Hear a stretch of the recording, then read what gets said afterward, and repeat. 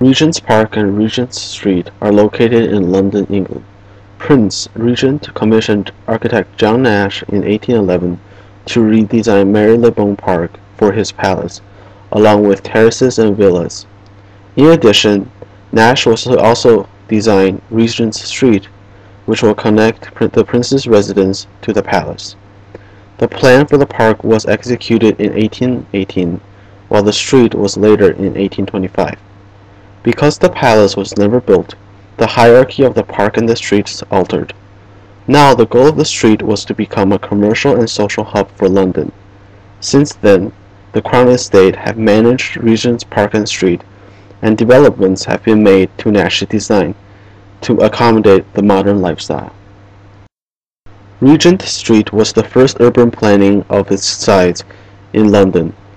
The aim was to create a linear path with nodes that would divide the path into sections. The reason for such is that Nash must create a space with royal status that is capable of being enjoyed by all classes. He set the royal status of exclusiveness with a uniform building facade, and limiting the intersections to major streets only. Then he used the nodes to separate the upper and lower classes into upper and lower Regent Street, so that each class will be in the same space essentially, without interference from each other. For Regent's Park, Nash took the same idea of integrating different elements. Here it was architecture and landscape.